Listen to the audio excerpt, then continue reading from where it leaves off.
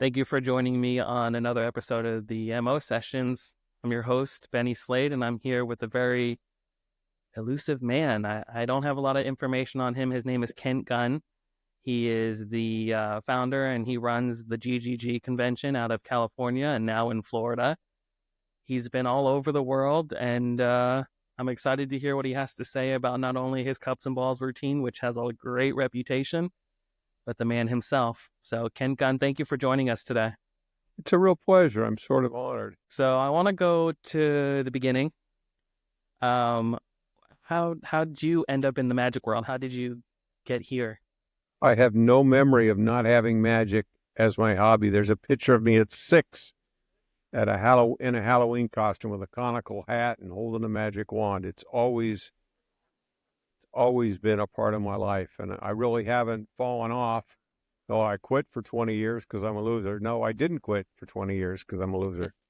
Just, let me show you something here real quick. Can you see those books? Yes, sir. I'm a book guy. I So am always I. wasn't a collector, and somebody says, "Have you read all those books?" I said, "No." Said, "You're a collector."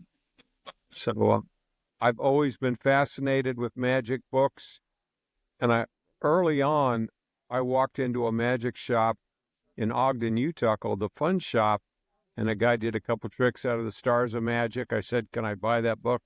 He said, "No, but I'll loan you my copy," which was sort of Nice. awesome.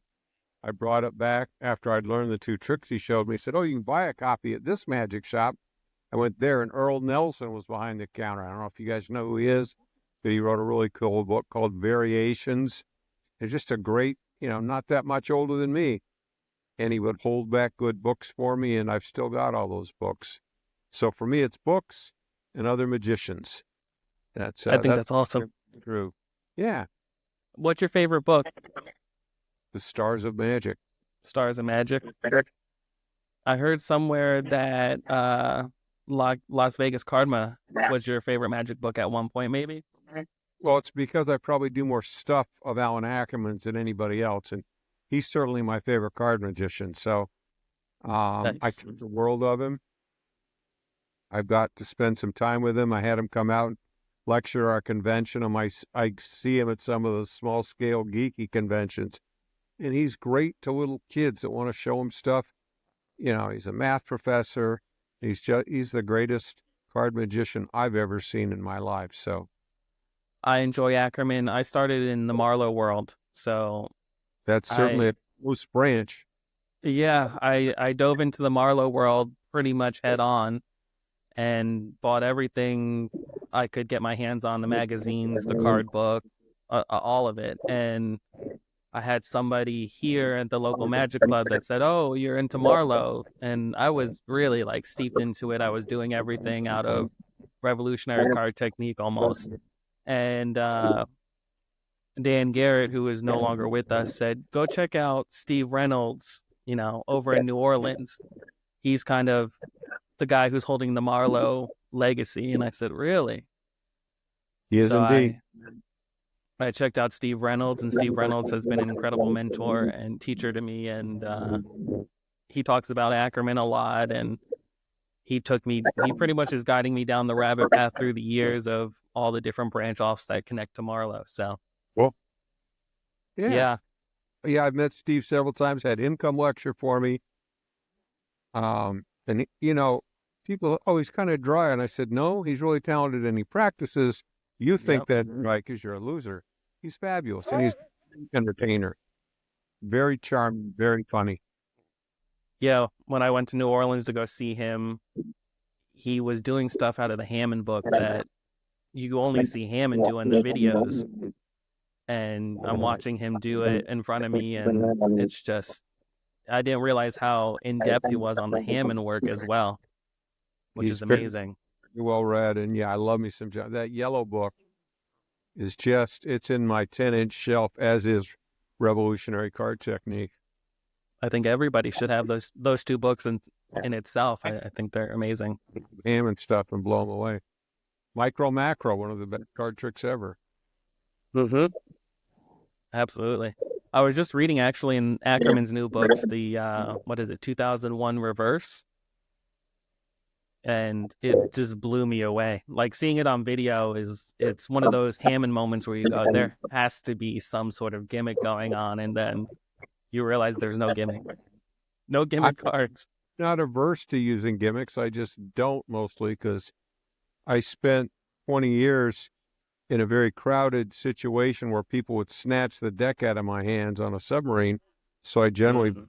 decks of cards, and most of my repertoire is done with normal cards. Talk to me a little bit about your career in the Navy. I didn't like it. That's why I won't go on a cruise now. I did once, and they put me in the engine room for 20 years. Oh, Um, wow. in the engine room on submarines for about half that time, and the other half I was either in school or teaching school in Orlando. So I got to learn how to be a power plant guy and a teacher, and I've done both of those things after I got out of the Navy.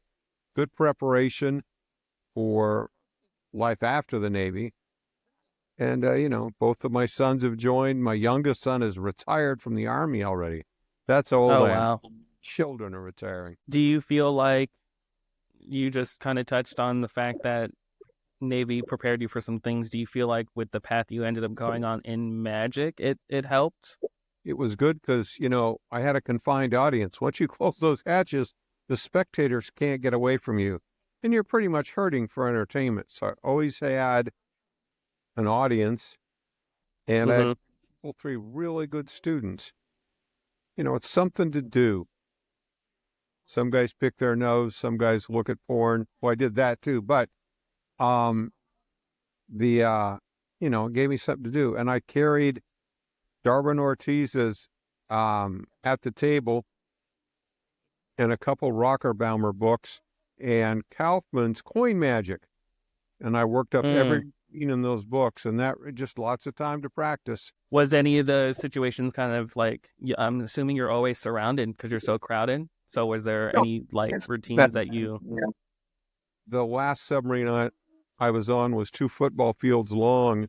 Crowded is an unfair word. There are places in the engine room that are pretty big, but there's only one guy on watch. But if crowds bother you, don't join the submarine service. Wow, I lived in Georgia for 2 years.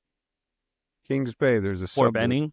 Oh, sub really? base, Navy base. Yeah, it's Oh, it's okay. north of Jacksonville. Oh, Yeah. I'll keep going then. So your Fun Shop Cups and Balls is kind of a really interesting routine. It's very different. Um, Yeah, and it's I've I performed for magicians, and I forget who told me this. It was probably my buddy Marvin of the Fun Shop. He said, if you're not fooling every audience you see, you're not a magician, you're a clown. He was sort of sardonic, but I developed the mm, routine just to fool magicians, and it uses some mm, tools I've only seen a couple other magicians use.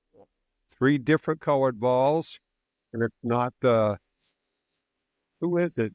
Aldo Colombini had a routine with 3 balls. Whoa, I lost you. Oh, there you are. I didn't lose you, but I'm Aldo here. Colombini had a routine with 3 balls. This isn't it. And I think the final loads are I do it differently. I'm not loading from my pockets. I don't use a servant. Mm-hmm. And the I'm not You saying can it's do a it completely surrounded, or you could, but you'd flash horribly on the left side. mm, It is not, it's definitely not fit for street consumption. I can change the loads a little bit and do it surrounded, but they aren't as strong. If anybody wants to yeah. check it, it's on YouTube. My name is Kent Gunn, and it's the Fun Shop Cups and Balls. It'll come right up. Have you published it anywhere? Just self-publishing, and you can get it through library.com. But It's an incredible routine. he charges more than I would, so you should just email me at kentgunn@gmail.com, and I'll send you a copy for less than. It's easier to get it from library though. He's a good guy. I don't take his Yeah. business. Yeah, absolutely. How'd you come up with the Fun Shop Cups and Balls? Like you were talking on Aldo Colombini. Was there anything what was I the inspiration? 2 things were the inspiration. I saw Brett Sherwood's cups, and I always admired Vernon's, and they're not a knockoff, but they're very beautiful. So I ordered a set. They weren't that much when I got them a long time ago. They're like $1,200. I get them and I go, wow, I probably ought to work up a cups and balls routine. And I got 3 different color balls because I didn't know which ones I wanted. And my wife comes in as I'm playing with them. I can't even call it practicing. And, oh, that'll be neat doing it with different colored balls. Said, I hate you, woman. And there's a guy in the East Bay out in California named Byron Walker, who's got about 80,000 magic books in his house. So I used his library and looked at a bunch of different sources. Travers Cooper has a different color ball routine. I don't use any of his stuff, but it was very inspiring. The only routine I can point to that I use a lot of is in Harry Reiser's, The Feints and Temps of Harry Reiser. He does some number of balls he uses that I copied, and Harry's just a good guy, was a good guy. So it's go ahead. I'm sorry.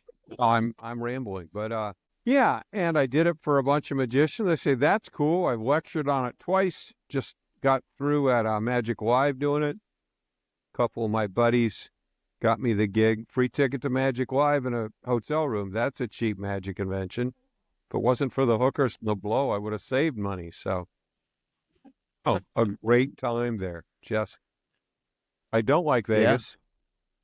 I mean, I'm tacky, but I'm not Vegas tacky. Gaudy. Great convention. Yeah. Talk to me about your convention. I've heard of it. I saw the lineup when you had, I think it was Jared Koff, right after they did Way of the Wizards a few years ago. And I didn't realize you were in Florida. I knew for a while I was in California. And So, I wish I could have made it down. On my 50th birthday, because nobody was going to throw me a party, so I threw my own and called it a magic convention, kind of as a whimsical joke. And then we're going to do this again next year? And I went, yeah, it wasn't just a birthday party. So I did that till I left California. I turned 65. My wife's Jewish. They put us on a rail car to Florida. I thought that was wrong, but apparently there's some obscure. I'm Jewish as well, so that got a little chuckle. Yeah, very little. Yeah, the rail car is probably right on the edge of, ooh, and it doesn't bother me. That's wild. Just the 23andMe thing, and completely to my surprise, I'm like 50% Ashkenazi Jew, and all my wife said, I wish my father was still alive. I'd be so glad to tell him I married a nice Jewish boy, which I thought was sort of sure. That's all our parents want. Jews in the woodpile. Is that even a thing? No. Glad I didn't use a different. But that's great. It's real small. The year I had Darwin Ortiz out, we got about 70 people in California. I don't think I've hit very small, but you can talk to everybody. Bill Malone comes out most years, and he's just a treasure. He's not going to lecture for me because he doesn't like me that much, but he likes to hang out, and there is a real gold mine of wonderful magicians in Florida. Terry Ward, who was at Disney for 35 years, probably has more shows at the same venue than any person on earth. He comes out. There's a bunch of guys that work the Hard Rock, 3 of them. They'll show up. A bunch of just working pros who are great magicians, and sometimes I have them on the bill. And, Mike Amar's coming this year, one of my heroes. I think he's taught more people magic through his video series than anybody else. And people speak of him, and you meet him, and you go, I love that guy and his hairstyle. He's just awesome. Yeah. Going to be That's this great. year, another working pro. There's a coin guy from California named Danny Chang. He just came to the convention last year, and I said, I think I need to pay you to come out next year. Right. He's fabulous. Another local guy, because I don't have to pay travel, who's been on Fool Us is Jimmy Ichiana, who did Call to the Colors, which is an effect I'm sure you're familiar with. I'd never seen anybody do it live. He does it perfectly. He's smart. He has a real job. He's got kids. He probably has sex, unlike most married people. Is that similar to Nash's effect? Is that what it is? It's very similar. Yeah. Tip does it better than Martin Nash did, which is saying a lot. Yeah, I was about to say. and talented. Wow. And Wow. there's a guy, oh, yeah, he's not important. Gary Plants is coming out. Love Gary. Yeah, Gary's awesome. he's the man. Yeah. Probably knows, When but is it? he's working the cruise ships these days. Oh, really? Yeah, I see he's traveling all over the world. I didn't know he was because of the cruise ships. yeah, doing That's some man. awesome. Retired school teacher, and just I would say in terms of shuffle work across every variety, I've known, he's fabulous. What do you feel like having the convention allows you to have all the magicians to kind of come to you rather than go to New York or Chicago or Vegas or Well, I started it. I joke about the birthday party. It was on my birthday, but I had always wanted to meet Mike Gallo. I knew his dad. That's how Mhm. old. And I had seen Curtis Cam only through video. So one of my the guy that was really the backbone of the convention in Florida by the name of Dave Nelson knows Curtis. I'll call him. He'll come out for your. No, he won't. I get a call the next day. Hey, Cam, this is Curtis Cam. I'm real happy to come to your convention. Will you buy me a plane ticket? And he said, you live in Hawaii? Yeah, sure I will. And I give you $500, pay for your hotel. He said, I'm there. He brought Wow. Kaino Bottle with him, who came out with him several times. I got to meet Curtis Cam, and I love coin magic as well as cards and the cups and balls. And both of them very different, but that that was sort of my motivation. Also had Harry Yeah. Wright come out, who books that I read. I thought Harry Reiser was dead, but no, he was alive. I had him come out. Oh, wow. Was he not doing stuff? Was he not No, he was. associating with anyone? He just kind of did his thing? No, he still had his little coven. Mostly, he hung out with jazz musicians. He ran a radio station for years. Not ran, but had a show on a radio station. Mm-hmm. Just charming beyond measure. And he knew Percy Diaconis and had Percy show up at the convention. The only person I Oh, know to wow. mention that Percy Diaconis. People say he hates magicians. He was charming and effusive. He took pictures. He had been my professor at one point. It was just, I called him up and go, Dr. Diaconis, remember the really old guy in your stat class? He said, yeah, you weren't very bright. Yeah, I know. Thanks a lot. I like you too. But Harry Reiser's in town. I'm running on magic. Why didn't you tell me you're a magician? I heard you hate magicians. He said, I don't hate magicians. I hate some magicians. But Right. good guy. I still got a couple pictures of him. He's a stud. Do you feel like over the years you've kind of noticed, I'll just say like a Triple G community kind of grow with it? Because you did it for your birthday, so I'm sure you had no intention of. Yeah, it kind of was a bad joke that I can't quit telling. There's certainly a community here. We had a weekly meeting for quite a while that was the sort of the core guys here. A couple people I have to mention that helped me run the convention are Craig Osterling, who is sort of, Oh, wow. he has become Bob Swadling's mentee, a word I don't like. He makes the best cap coins in the world these days because he's got all of Lassen's equipment. He bought it from Lassen's daughter. He went out there and drove it all home. And he's the guy, he makes the best Okido boxes in the world. So he's my AV figured out guy. One year I had Nice. Bob and his wife lecture for us. I said, hey, Val won FISM one year. Can you find that video and put it up for us? So they walk in and we show that video, which I thought, and she was younger then, but Mm-hmm. he is a tech wizard. And the other three people I have to mention are Tony and Rosie Miller. If you don't like Tony, you don't go visit him in his suite, but he has been instrumental about getting people to come. And his wife and her friend, Jamie Duffy Keller, run the convention. They're the ones who give you the ticket, throw you out if you're drunk. No, don't do that. I've had the same crew for a long time. Craig was out in California with me, so. Very cool. Do you have any, like I recently I heard a magician talk about how They miss the old school camaraderie with magic, where you had to go travel to see a magician, or you heard about it, or the whispers, and you would go and see a magician. Do you feel like with your convention, aside from you starting it, as a birthday gift to yourself, do you feel like you're getting magicians on your lineup that people are actually gonna fly all over to come see, or you just invite who you want to see? Or At this point, I take recommendations. I've been doing it, let's see, 10, 13 years totally. So at this point, I'm running out of magician friends. I've had a lot of repeaters. I had Curtis and Gallo come out twice. I've had Swadling lecture twice. Um, it's just, it's people I know, people who I hang out with in Florida. And I'll be honest, most of the people I get are people that show up to the convention and do stuff. I go, hey, you ought to come lecture next year. Tony Miller and Rosie are a great source. He's the guy who makes the best wallets in the world, magic wallets. And yeah, he makes his living with a sewing machine. He's not gay. Well, he's not gay, but he's unattractive. And why do you invite Tony? I go, so I'm not the rudest person of the convention. He has no filters. He's awesome. do you want to talk magic politics? Would you talk magic politics with me? Or So I'd be glad to.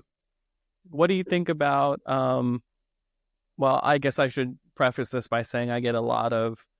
When I started the podcast, I was coming off as very polarizing and very forward, and some people thought I was very close-minded about magic, which has slightly changed over the years. That was during the pandemic. I was reading so many books about, I was reading Devon and Masculine, and I was reading all these old books about magic and really what they had to say about it, and then hearing my friend Shane Cobalt, share his opinions on magic and all these other magicians, and I've created my own opinion about magic. What do you think about the current state of magic, compared to, you've been around to see? It's never been better. Most people decry the internet. I think outside of the printed word, it's the second greatest source for magic information. It will inspire you. I like to learn from books. Not everybody does. I'm an old guy, got a bunch of books. That's how I first learned magic. But if some kid there's a kid that I worked with, there's a magic shop in Cocoa Ford I worked at for a little while. I got fired for telling a racist joke. Imagine that. I tell the joke, but we'll get us both put off the air. And he found Slade online and learned how to do his effects, not with explanations. He just worked the tricks out. And it doesn't get any better. Slade has been dead longer than he's been alive. I mean, Right. I'm live once, but he'll never get a chance. But he got inspired by him. Before I showed up, he'd never seen anybody do close-up magic. So I did some stuff out of Coin Magic by Richard Kaufman, the finest book on coin magic extant. It's going to be replaced by Kaufman's new big version of Greater Magic, by the way. Buy a copy. Because Richard's an obnoxious little man, but he's a brilliant man and a fabulous writer. He's my favorite magic author. I'm actually very fond of him. If he didn't like Lucky Charms so much, I'd think more of him. But for me, I think the magic's at its best possible peak. Are there a bunch of small shops?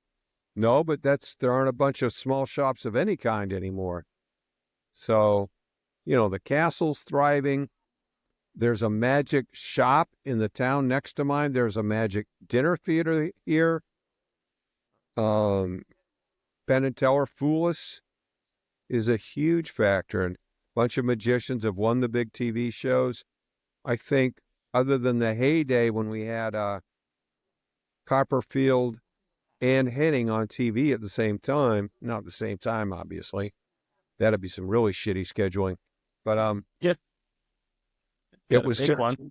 That was a huge time. But no, it's never been better for me.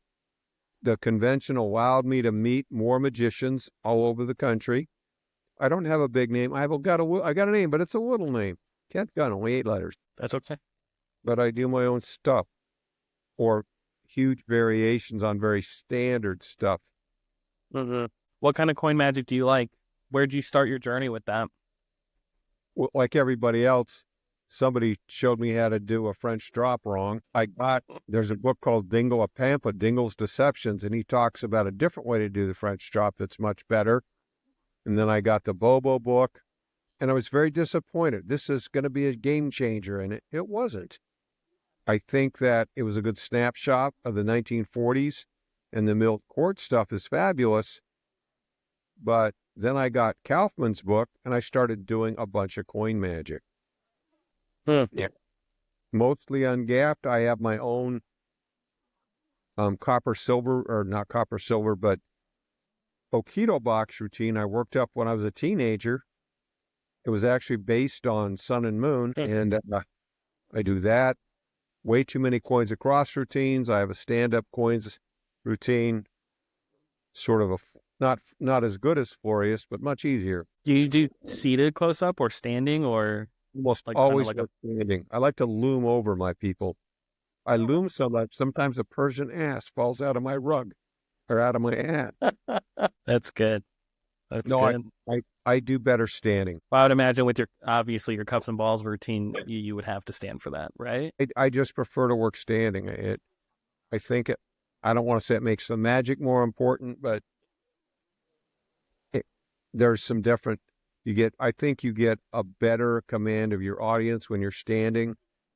You can break out the whip quicker.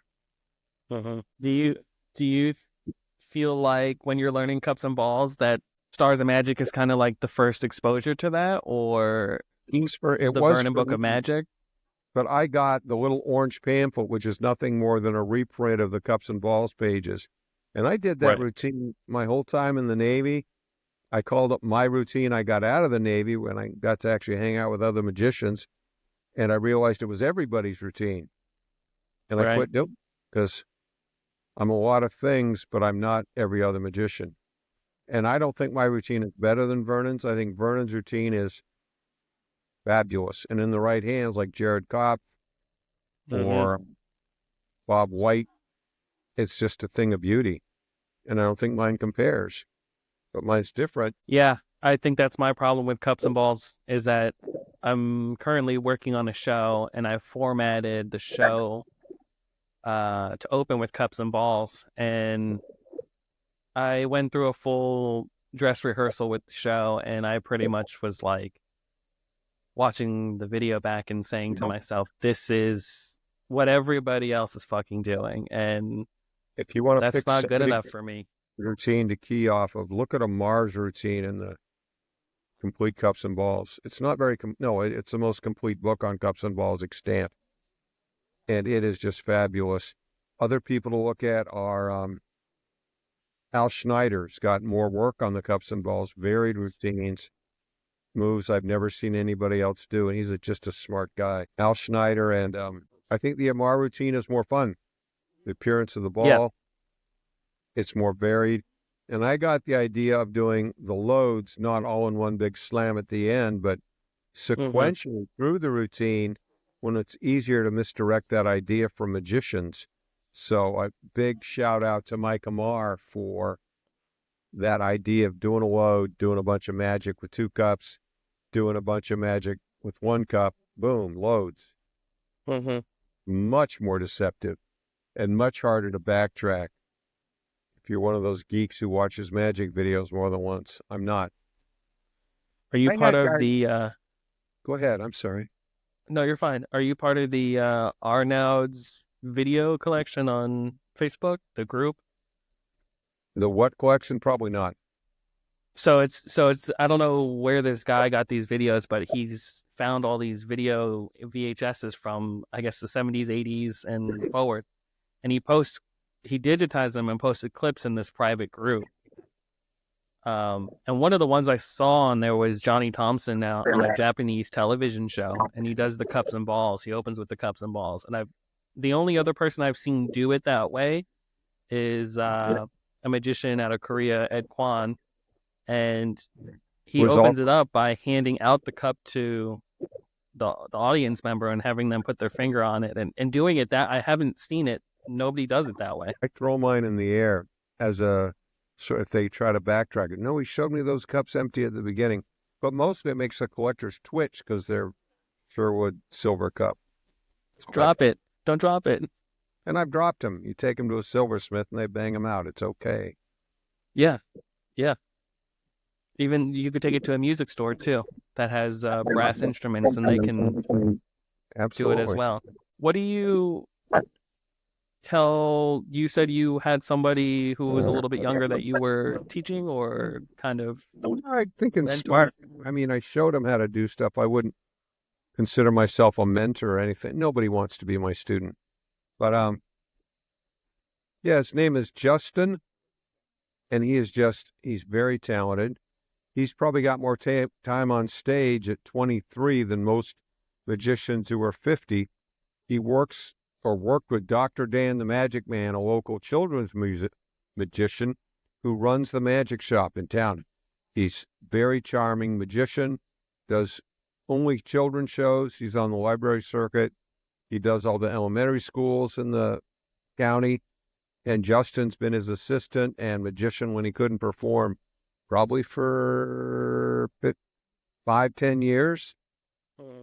Lots of time. And he's a derelict. He probably smokes too much dope and doesn't go to college, but he's a good magician. What else really matters? Yeah, it's true.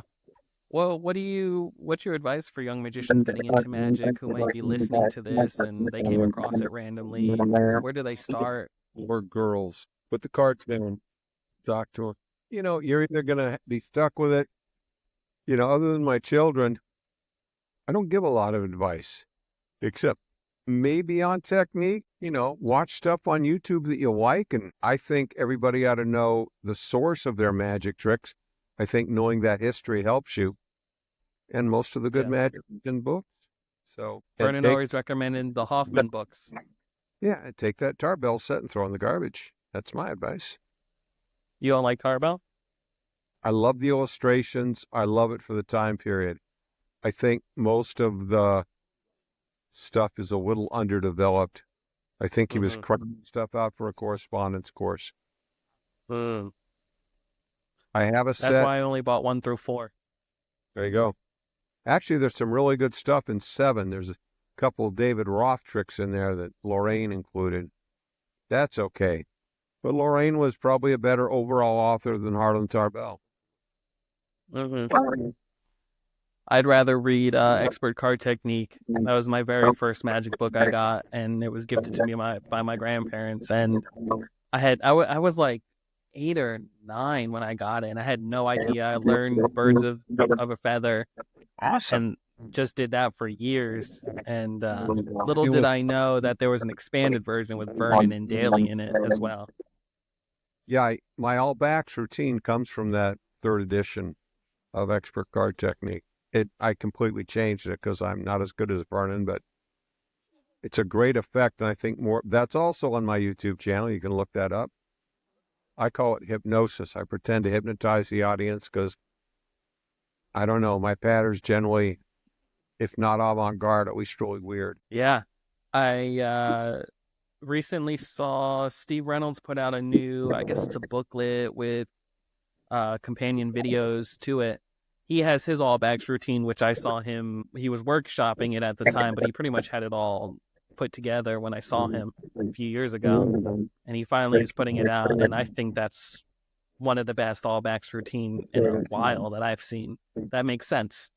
I think mine will fool most magicians. It's got a couple of displays in it that are actually from Goodlat Dodson's exhibition card fans. Just some little innuendos and little things about card fans most people don't realize. And I'm not talking about a reverse fan, because that's lame. Not really, but yeah. Do you have a favorite magician? Yeah, Terry Ward. Will that get you in trouble? No, Terry Ward. I'll tell anybody. He is, I used to, when I was in the Navy, I had a part-time job because the Navy didn't pay for shit. And I had 4 kids to feed. Every day they wanted food. Can you imagine that? I introduced them to intermittent fasting early in there. No. And then it was yoga after that. Some people call it intermittent fasting.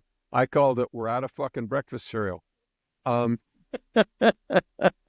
That's That's They'll good. beat me at school, get out of my house.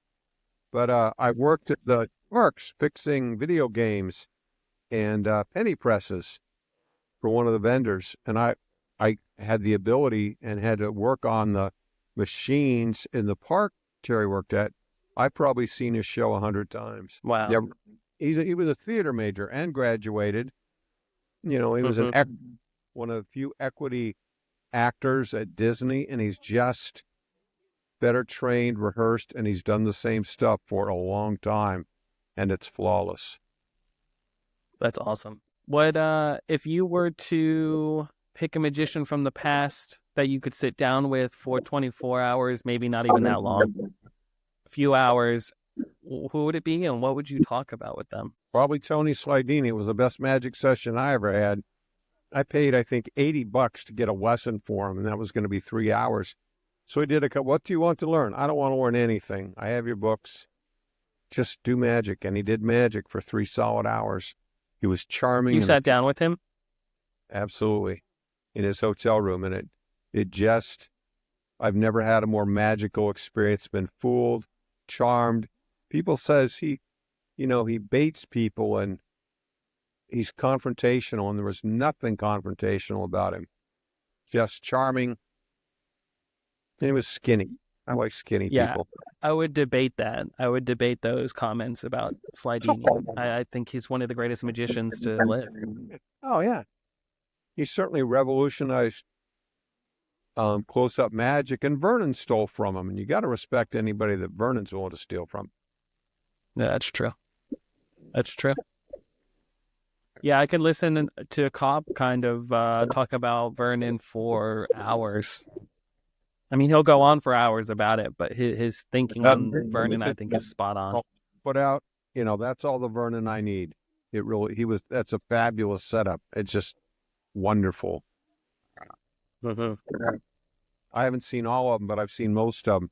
Another real treasure that a lot of people aren't aware of is the coin convention videos that Mike Rubenstein, Mike Gallo, and early on, we'll stick with Gallo and Rubenstein, though there were a couple other people who were, and David Roth, he kind of matters. They did the convention every year, and I think there's like 18 of those videos. And it's got the best coin magic on video anywhere. Just wonderful. Is it the New York Coin Symposium? I don't think they called it that. Maybe it was, but it's the New York Coin Goobers. It might be Symposium. Okay. Yeah, I have those videos actually. Watch them. Yeah, they're amazing. I've been really going into every now and then. I'll go to Revelations, the Vernon videos. Yeah, and touch on that a little bit. But lately, I've been consuming a good amount of Ben Earl's new stuff he's got going on, it's incredible what he's doing with his membership and the family thing he has going on. It's a shameless plug. I don't get paid for it at all. But I think it's for the guys who want a little bit of the history and the modern stuff. He's kind of combining both of them and sitting down with some magicians. I think that's kind of a great way to kind of get the young guys to understand and respect what we're standing on here. Yeah, when I learn a new trick, which isn't very often because I'm old, it always comes from books. Yeah. Yep. I'm currently going through the Mellini book, the one Steve that was Cohen just by the Millionaire's Magician, Steve, Jewish Cohen. name. Yeah, I've seen his show a couple of times. I think he practices when nobody's looking. Barry Paul. Yeah. The book's amazing. I'm just absolutely kind of captured by the research that has been done on Mellini. Yep. I mean, I think that's every magician's dream. Wouldn't even speak his name if Vernon hadn't been such a big fan. Or Leipzig either. No, I think that Vernon did more for close-up magic than anybody else, just promoting it. He was really the first nationwide tour guy, and he had a horrible voice, so. You should learn with naturalness. You don't do it that way. That's my Vernon. There you go. What have you? So you sat down with Slidini. Did you learn any like when you I were seeing that generation of magic? I worked with one of his students before I went to college in Utah. I got thrown out of that college too, but that's a story for another day. Ergot, bad. Don't make things from ergot. I digress. So I had worked with Tony Barillo and could do the Han Peng Chen, the ultra or the not ultra move. Yeah, the ultra. That's a card move. Yeah, but I could do the helicopter. I did a bunch of his stuff. I wasn't going to do it for Slidini, but Hmm. Barillo, one of his students, good Tony Barillo story. He was a pretty well-to-do real estate guy, and I had to pay $20 a lesson. And I'd go there once a week and give him my money. Was happy to do it. Was working at a magic shop in between college and the Navy. And I tell him, hey, Tony, I can't come back. I'm going in the Navy. He said, really? So you're never coming back? I said, okay. So he went over to his bookcase, pulled out an envelope, told him I was getting married. Here's a wedding present. It was every $20 bill I'd ever given him. Said, you probably need Wow. this more than you would have spent it on, stuff. So he was a good guy. Yeah. Hmm. His other well-known student, I'm not well-known, is Dave Neighbors. So Dave Neighbors and I Interesting. hung out when we were in high school. Yeah, Did he became a famous coin magician. I decided to have sex with women. I think I chose right. Was that some advice you learned early on? Put the cards down, go get your dick sucked. Pretty, no, but, it seemed more important at the time. Still does. Yeah. Well, not at 67. I have other hobbies. They've come and gone, but magic is certainly the center of my social life. Now, who hooked Hmm. us was Corny, Jeff Korn, right? Yes. He's a good guy. You'll probably Jeff never is tell incredible. to this interview. But Jeff is a great guy. He was here in Georgia for a little bit, and we always tried to have our paths cross at some point. We had been communicating. He's been great with helping me like work on my show and originality and finding my voice while I'm performing, and it's incredible. He's a great magician, great guy. yeah, anytime you get to do a gig at the same place for 5, 7, 8 years, like he did, I think it's one of the cornerstones of being a great magician. Yeah, we talked about that a little bit. And I've always admired magicians that kind of go the Skinner route where they can do a week. And every time they do it, whether it's 2 or 3 shows a day, 5, 7 days a week, and do all different material, Yeah, I can respect that and do it well. yeah. Who gives a shit about just doing it? Doing it well is Is a that whole different. anybody else? Just asking for the, no, probably not. Gotta stay away. Um, what advice did you receive? Any advice early on from magicians about when you were getting into marriage magic? Stay with books, don't watch videos. Not Marvin, who ran and was my boss at the fun shop in Ogden. He was a good example of how to do magic and present it well. He wasn't a monster with sleights, but he also was a theater major and a Satanist, which is kind of weird. He only used it to get cheap. But he was a good example of how to do magic and make it fun and entertaining. I invented a couple tricks at that magic shop, a version of Don Allen's ranch card, because I had no idea how he did his. I used a little set of chomping teeth and a version of Stabbed in the Pack where you don't have that awful sleight at the end. And it let us sell a couple gap decks to excess. And he helped me write the story. Well, I don't like the word patter. I do write down what I'm going to say, and I just try to rip on it intelligently and react with the audience. Like a conversation, I guess. Yeah.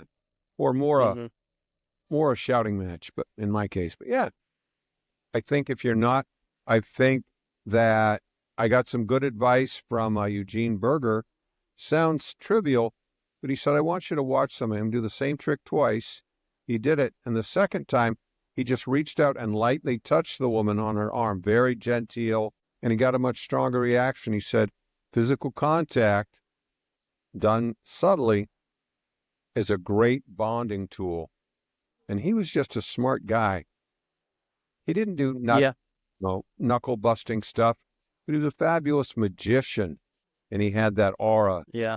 I went down a Eugene Berger rabbit hole not too long ago and bought everything I could on him and some special, Ephorama and videos, and just really try to understand it all, because it's just, there's substance. My whole thing is that I feel like the magic world is in good hands. I think it's in the best time now. There's a theory that I've somewhat created that now is the golden age of magic, the new golden age of magic. It has skipped a couple generations, and it's massively growing and cultivating itself. And I feel like there's a substance missing to some magic in overall today. So it's always great to see magic done well, because they've got that substance that, I think the older generations appreciate really great magic. Yeah. If you're not going to be great, find another hobby. There are enough lousy magicians already. We don't need you. Practice It's more. like how I feel about kids magic. I personally don't. I don't. Well, there's a difference, right? There's kids magic, and then there's magic for kids, Yeah. and I don't like kids magic. I think it doesn't do justice to our what we're all about and what we do. It really kind of puts the clown nose on it, and it's not what we do at all. I It's don't okay do to put a kids. clown nose on and do magic for kids. Yeah. I So I don't do kids magic because of the restraining orders, of course. But only kids I do magic for are my grandchildren. So yeah. Well, I saw Mario the Maker Magician here in reason, Georgia one. dude, that's not Do I? kids magic. That's not kids magic. That's Mario magic. That's its own robots made out of cardboard. That's wizardry for kids. It's amazing. Absolutely. I hate to admit it. I've done this twice already on here, and I have to stop talking about it. But I cried at the end of his show, because he's doing real magic for kids. They're being exposed to incredible magic that even adults can appreciate. Yeah, it was something that I was just like, it's incredible to see someone take magic for kids and give kids actually feeling wonder and amazement, and just not sure how to process a card hovering around on a whatever it is, and that's the selected card. They don't get it, and it's amazing that they react the way they do. Man, I heard the train that time. Maybe I was doing some shrooms while you weren't looking. Yeah, this is the second time it's gone by in this segment. Is it loud on your end? I'm okay. I just wanted to tell you maybe you're not stoned or as stoned as you thought you were. No, it's the what you just eat, gum? It's No, it's really it's nicotine tablets. I quit smoking about 6 years ago. Went on a real health kick, lost 140 pounds, and oh oh, wow. my life Oh sucks, wow. but it's better than no life. Yeah, that's okay. What I'll wrap it up here, and Okay. what what advice do you have, I don't know, for the next generation? Like, just, do you have anything like for the younger Yeah, folks, or I got three things for them. One, practice and rehearse. They're two different things. Practice is working on your diagonal palm shift. Don't use a mirror. Oh, and as an adjunct, the next thing that's coming is realize that practice is different than rehearsal. Rehearsal is where you stand up and go through the whole trick, say everything you're going to say. Second thing is use your iPhone or your Android and record yourself, and still staying within that advice is watch yourself and be your worst possible critic. I did that for myself and went, wow, I don't know who that old guy is, but he sucks. I changed almost everything I did, or at least cleaned it up, and shoot it from a couple different angles. yeah, You've got two phones. You've got an old one sitting there. Run one left and one right. And on the same level, if you're going to put stuff online, this is all number two, learn how to light yourself with two different light, at least 2 or 3 different light sources. I got a son who does that for a living, and he hooked me up.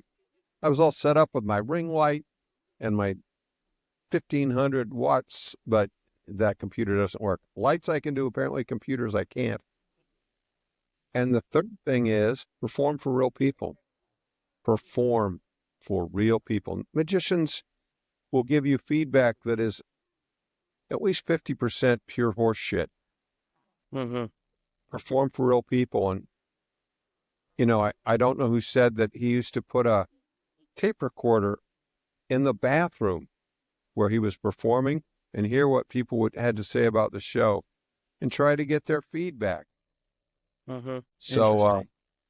3 things: practice and rehearse, video yourself, and perform in front of real people. I think that's incredible advice. I think that's some of the best advice I've actually heard in a while. Yeah, and if you can, get a steady gig somewhere. It'll just make you want to. I had a steady gig for 3 years at a restaurant doing close-up at tables. I started off doing a bunch of card tricks, and when I left, I was doing the bunnies and coin tricks, and that was it. What do you think about like magic shops? If there's a magic shop in someone's local town, should they take the It's a gig? great. Should they? Yeah, absolutely. I worked for 3 different magic shop companies. I worked in Ogden. I worked in Denver at 2 different shops. They had 2 different shops. And I worked here in Cocoa Village, though that wasn't for very long. Yeah, it's a chance to perform in front of live people. And even your demo can be a performance. Maybe you don't like the trick. Maybe you don't think a lot of it, but the boss has got 800 sets of plastic Adams cups in the back. Work up a really Mm-hmm. good routine with those cups and lie to them and tell them it's in the instructions. It's okay. That's great. Yeah. Well, thank you for being here. I think you've shared some Right.